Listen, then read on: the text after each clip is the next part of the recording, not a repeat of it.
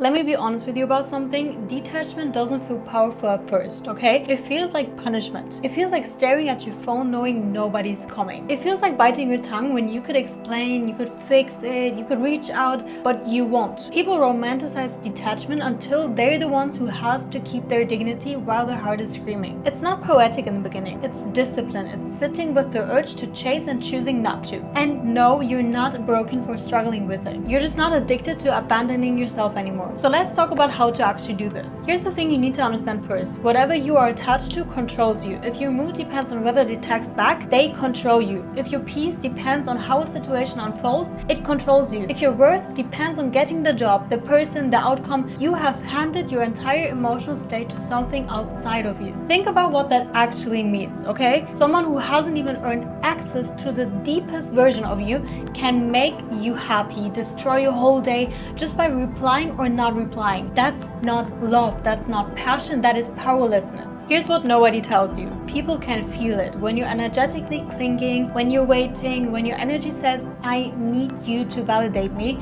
they feel that, and it's heavy, it's suffocating, and they start pulling away. Not because you're not enough, because desperate energy repels. This is the paradox. The tighter you grip, the more it slips away. Because when you obsess over something, you're not radiating trust, you're radiating fear. And fear says, I don't actually believe this is mine. I don't believe I'm enough without it. So if your mind is obsessing over something or someone right now, I want to ask you one question, okay? Do you actually want it? Or do you want the version of yourself you think you'll become when you get it? Because if it's the second one, wake up. That version of you already exists. You don't need him. You don't need the job, the call, the attention, the outcome. What you're chasing is a feeling, worthiness, safety, being chosen, and no person, no achievement, no external thing can permanently install that feeling in you. You have to give it to yourself, and you can start doing that today. Let's go deeper into this, because the reason letting go feels impossible is not the thing itself, it's the belief underneath it. Your mind is running a quiet program that says good things are rare. Love like that is rare. Opportunities like this are rare. And if you don't hold on with everything you've got, you will never get anything like it again. So you cling. You exaggerate what it was. You romanticize something that wasn't even good for you. Not because it was extraordinary, but because your mind has been trained to believe there isn't enough of it. And when your nervous system is in survival mode, everything looks like a once-in-a-lifetime moment. Everything feels like your only chance. That's not intuition, that's scarcity. That's your brain scanning for threats and not truth. So here's the truth. What you thought was everything was probably just familiar. What you thought was a once in a lifetime was probably just the first time you really paid attention. And what you thought you needed to survive, you have already survived without it. The world is not short on good things, okay? It's just loud with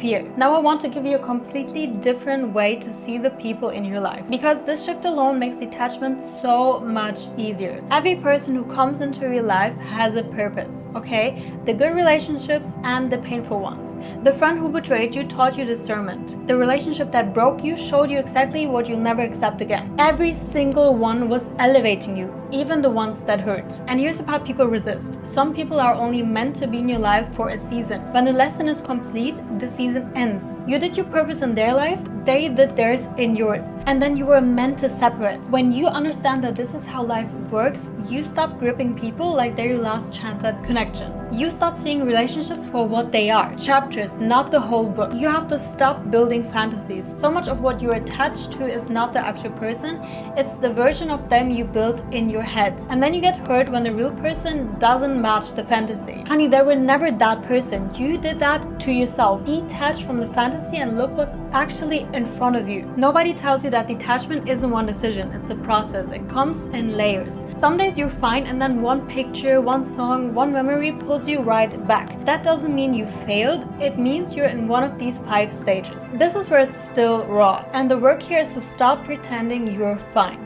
You're not. Admit how much you wanted it. Feel the loss fully, without numbing it, without rushing it, without explaining it away. You cannot let go of something you haven't even admitted hurt you. This is where you ask the deeper question. Why did it hurt so much? And usually you'll find you weren't just holding onto the thing, you were holding onto the identity it gave you, who you were when you had it. This is where you separate from what happened from what you made it mean about you. The sharp pain softens and you start seeing the bigger picture, that it wasn't wasted. It taught taught you what you needed. It showed you what you'll never accept again. You don't have to be grateful yet. You just start to understand. And then you start moving again, but differently. Not from panic, not to prove you're okay, not to distract yourself. You move because something in your mind says, I'm ready. And you know it's different because you're not obsessing over the outcome anymore. You're just building. This is your first real taste of peace. Finally, it doesn't own you anymore. You hear the song, you see the place, you remember, and it's just a memory. It doesn't steal your breath. You don't need closure. You don't need to fix the story. It just doesn't define you anymore. You feel like yourself again, but stronger, wiser, and just lighter. Okay, so now the real question, how do you actually do it? When the pull is still strong, when you still want to check, when you still want to read the messages, when your ego wants a response, here's what actually works. First, you cut the supply. You say you're detaching, but you're still checking their page every morning. I know you do it. Watching the stories, leaving the door slightly cracked just in case. That's not letting go. That's maintaining access. Detachment is not just emotional, it's practical. Mute, block, delete. And I know it feels petty, okay? But you know what's actually petty? Sacrificing your peace so someone who didn't choose you can keep your energy on tap. Second, stop looking for the perfect explanation. If you think you can just understand why it happened, it'll stop hurting. It won't. And honestly, you already know why. You just don't like the answer. Every time you replay it, trying to find a cleaner version of the story, you reattach yourself to it. It's not a mystery to solve. It's a moment and it passed. Third, direct your energy like your life depends on it, because it does. Where your thoughts go, your mood follows. Where attention goes, energy flows. Your actions follow. If you're spending every day replaying scenes and building fake futures, you are draining your own power and wondering why you feel numb. You don't break the cycles by thinking differently. You break them by doing differently. Change the environment, interrupt the rhythm, make it inconvenient to obsess. Fourth, get a life.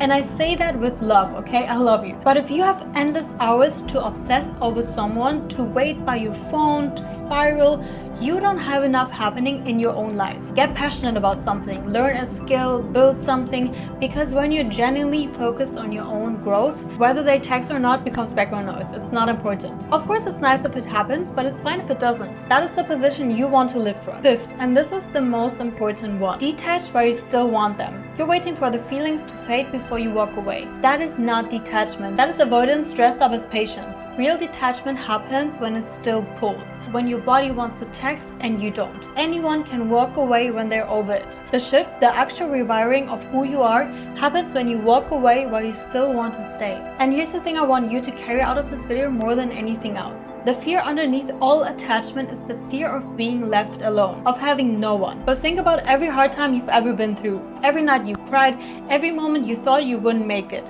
Who was there every single time? You were there. You got yourself through all of it, even the times when it felt like nobody showed up. You showed up. You will never leave you. You are the one person guaranteed to be in your life until the very end. So build that relationship. Sit with yourself, journal, heal the things that trigger you. Become someone whose company feels like enough. Because when your soul is secure within itself, you're not afraid of anyone leaving. You don't grip, you don't chase. People and things just add value to a life that was already full. Detachment isn't about becoming cold, it's about becoming clear. It's choosing yourself over and over until the things that used to have a grip on you just don't anymore. What's meant for you will never require you to lose yourself to keep it. Let go, not because it didn't matter, but because you matter more.